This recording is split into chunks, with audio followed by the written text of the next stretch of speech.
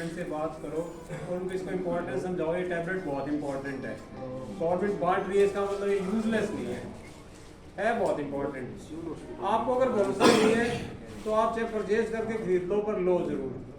कुछ लोग कहते हैं भी नहीं मुझे तो भरोसा नहीं है, पैसे वाली चीज़ ज़्यादा अच्छी होती है, बट ये ले जरूर। मैं ये कहूँगा अपने बच्चों को भी मोटिवेट करें। प्राइवेट स्कूल वाले कई बार कॉपरेट नहीं करते हैं, हमें कहते हैं हमारे तो पेरेंट्स ऐसे हैं, वो बहुत पैसे वाले हैं और वो हमारी सरकारी टैबलेट तो देते ही नहीं है। कहते भाई लेनी जरूर है। ऐसा नहीं कि मैं अपने घर में मच्छरों को कंट्रोल करता रहूँ, मेरा पड़ोसी करे नहीं और उसके मच्छर आके मुझे काटते रहे।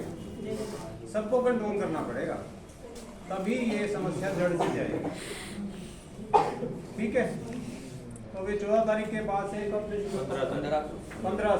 15 से एनडीडी पखवाड़ा एक हफ्ता है हमारा। हर एक के स्कूल में शायद अभी टैबलेट नहीं गई है तो पहुंच जाएंगी, आ चुकी हैं टैबलेट्स।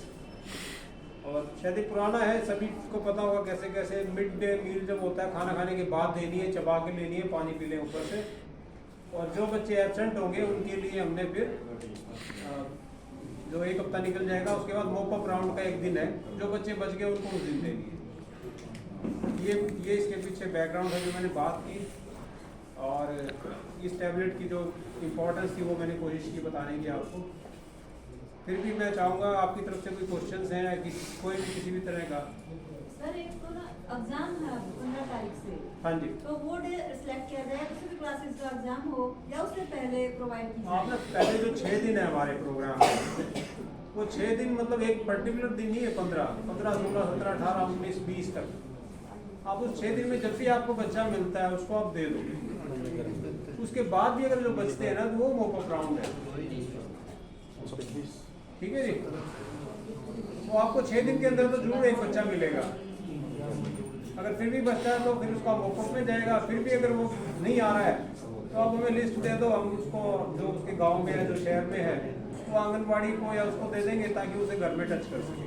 क्योंकि आंगनबाड़ी भी इसमें इन्वॉल्व है, क्योंकि जो बच्चे आंगनबाड़ी में जा रहे हैं उनको वो देंगे टैबलेट। हमारी आशा भी टैबलेट देंगी उनको जो बच्चे किसी स्कूल में ही नहीं जा रहे हैं, ना आंगनबाड़ी में जा रहे हैं, नॉन अटेंडिंग जो बच्चे हैं या घुमंतु जाति के जो बच्चे हैं, और जो इस तरह की जो हमारी 25 साल से नीचे जो महिलाएं हैं जिनकी स्कूलिंग अब उन्हें कहते हैं हमारी तो खत्म होगी, हमने जितना पढ़ना था पढ़ लिया, अब घर में ही रहते हैं, अपना काम धंधा कर रहे हैं, खेती बाड़ी कर रहे हैं, कुछ भी कर रहे हैं, और वो इसमें हमारे लाभार्थी में आ रहे हैं जो कि प्रेग्नेंट नहीं है और लैक्टेटिंग नहीं है, उनको हमारी आशा वर्कर देगी उनके घर जाके। ठीक, तो हर ग्रुप को कोई ना कोई टच करेगा और वो कोशिश करेगा कि सब अपनी अपनी मेडिसिन लें। डॉक्टर साहब कई बार टैबलेट देने से बच्चों को प्रॉब्लम हो जाती है, तो उसमें कौन जिम्मेवार होगा, क्या उसमें फिर हमारे क्या यूज करना चाहिए? हाँ, मैं एक बार बिल्कुल आपने इस पे आने वाला था कि अगर कोई कॉम्प्लिकेशंस होती है, कोई प्रॉब्लम होती है।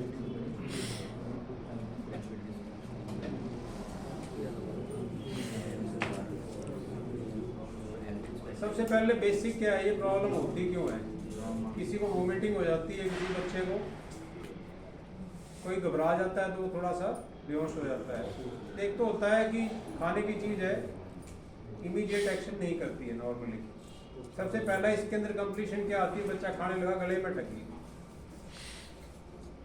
कोई भी चीज़ अटक सकती है, तो उसके लिए आपने इमीडिएट ही रिस्पॉन्स करना है। आप उसमें वेट मत करना, एम्बुलेंस की आएगी, डॉक्टर आएंगे तब वो कुछ करेंगे। ये तो अगर उसका सांस ही बंद हो गया तो फिर खेल 2-3 मिनट का ही है। उसको जो भी उसकी अड़चन है उसको हटाना पड़ेगा इमीडिएटली। तो उसको हटाने के 2 ही तरीके हैं, या तो पेट पे थपकी मारने का, सिर नीचे करके थपकी मारने का, और एक पीछे से पकड़ के बच्चे को पुश करते हैं चेस्ट को, वो एक पुश देना पड़ता है जोर से, ताकि जो भी उसकी टाइडल वॉल्यूम जो बची हुई हवा है ना वो एकदम से उसको गोली को निकाल दे। तो ये 2 ही तरीके हैं। चबा के लेनी है। बच्चा कई बार जल्दी में ना एकदम गिटक गया, वो गिटक भी जाता है, रिफ्लेक्स है। वैसे नॉर्मल है, हम कितनी खाना पीना रोज डेली तो खा रहे हैं, हमारा खाना कितनी बार अटकता है गले में, नहीं अटकता ना, बट कोई 0.0001% तो चांस है कि गोली के बच्चे को अटकना है। ठीक है, तो आपने इमीडिएटली उसको थप्पा देके, दिख रही है तो विजिबल निकाल लो, और नहीं तो फिर पीछे से पकड़ के इमीडिएटली वो काम जो भी वहाँ खड़ा है ना उसी को करना पड़ेगा। अगर वो डॉक्टर की वेट करेगा तो बात हाथ से निकलेगी। रही दूसरी बात जो आपने कहा, कुछ बार क्या होता है जिसको बहुत ज़्यादा मात्रा के अंदर कीड़े हैं अंदर, तो जैसी टैबलेट जाती है ना तो अब वो अपना रिएक्शन शो करते हैं कीड़े अंदर, क्योंकि उनको भी अब जान की परवाह है। जैसे हमें अपनी जान की परवाह है, कीड़ों को भी जान की परवाह है। अगर यहाँ एकदम से कोई गैस रिलीज हो जाए जो कि बहुत टॉक्सिक हो, आंखों में और सांस में प्रॉब्लम करे, तो आप क्या करोगे? इमीडिएटली इस कमरे से बाहर जाने की कोशिश करोगे खुले में। ऐसी जब वो टैबलेट अंदर जाती है, कीड़ों को आवाज़ होता है कि आओ ये तो कुछ गड़बड़ है, आज हम मरेंगे। वो ट्राई करते हैं अपनी बचाने की जान। तो उस जान बचाने के चक्कर में वो रिएक्ट भी कर सकते हैं, यानी कि असेंट ज़्यादा मूवमेंट करके असेंट होना चाहते हैं कि उस मौसम से बाहर निकले जो मौसम खराब हो रहा है आसपास। तो उसके अंदर कफ, खांसी या इमीडिएट उल्टी आ जाती है बच्चे को। उसमें हो सकता है 2-3 कीड़े निकल भी जाएँ, और नहीं भी निकलेंगे तो एक वो रिएक्शन डेवलप हो जाता है वोमिटिंग का। तो इसमें घबराने वाली बात नहीं है। कुछ कीड़े मर जाते हैं तो उनकी बॉडी जो डिजॉल्व होती है पेट के अंदर मरने के बाद, उससे भी कई बार रिएक्शन हो जाती है जो कि उल्टी और दस्त दोनों लगा सकती है। बट इमीडिएट कोई भी चीज़ नहीं होने वाली। टैबलेट को लगभग 3 से 4 घंटे लग जाते हैं पेट में जाके डिजॉल्व होने में, ठीक है, और वो भी रिएक्ट करेगा।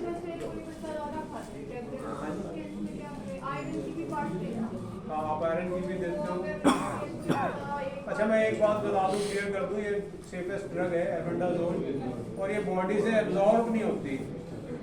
अगर आप खाते हो ना, ऑर्डरली खा रहे हो, मुंह से खा रहे हो, तो ये खून में नहीं जाती हमारे। अगर एक से ज़्यादा भी खा लेगा तो कोई दिक्कत नहीं है, क्योंकि इसने एब्जॉर्ब नहीं होना इंटेस्टाइन से। आयरन की ज़्यादा खाएगा तो डेफिनेटली गैस्ट्राइटिस इमीडिएटली हो जाएगा, उसको पेट के अंदर अल्सर बनने का डर है। तो इमीडिएटली उसको एंटासिड देना चाहिए। एंटासिड भी कौन सा? जो कि मैग्नीशियम वाला, जो एक वाइट कलर का दूध सा नहीं आता, एंटासिड, डाइजिन का सिरप या डाइजिन की टैबलेट, उसके अंदर कैल्शियम वगैरह होता है। तो कैल्शियम की ये प्रॉपर्टी होती है, वो आयरन को पकड़ लेता है। तो सर ये चीजें हमें कुछ रिटर्न में भी होनी चाहिए हमारे पास कि हमें तब ट्रीटमेंट हो जाए। वो एनाफाइलेक्सिस में ना आपके पास रिटर्न में ये है कि आप टीम को कॉल करो, जो रैपिड रिस्पांस टीम है हमारी, जैसे कि डॉक्टर चक्रवर्ती है, डॉक्टर कबीराज है, या फिर 112 पे फोन करो, एम्बुलेंस लेके यहाँ आ जाए, हमारे डॉक्टर इलाज करें। क्योंकि हमारे एक बच्चे ने खा ली, मैडम ने उसको 7 दी और एक 1 by 1 लेनी आपको, उसने एक फूल खा ली वो सारा। इमीडिएटली पता चलता है तो उसको यहाँ रश करना चाहिए। आप नहीं कर पाओगे तो उसमें आपको सिर्फ इतनी है कि आपको पता होना चाहिए कि यहाँ से अगर जो भी उसका टाइम मिलेगा, गोल्डन टाइम जो होता है 1 घंटा आधा घंटा यहाँ तक पहुँचने का, उस टाइम में उसको कंसोल कर सको, और जो इमीडिएट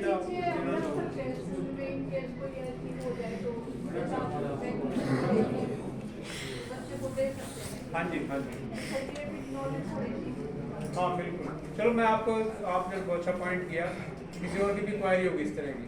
हम जब एनीमिया की बात करते हैं ना, तो आयरन और कैल्शियम दोनों की बातें करते हैं। ये दोनों एंटागोनिस्ट हैं, एक दूसरे के साथ मिलके रहना चाहते हैं। जब ये दोनों एक दूसरे के साथ मिल जाते हैं तो ये फिर दुनिया की परवाह नहीं करते।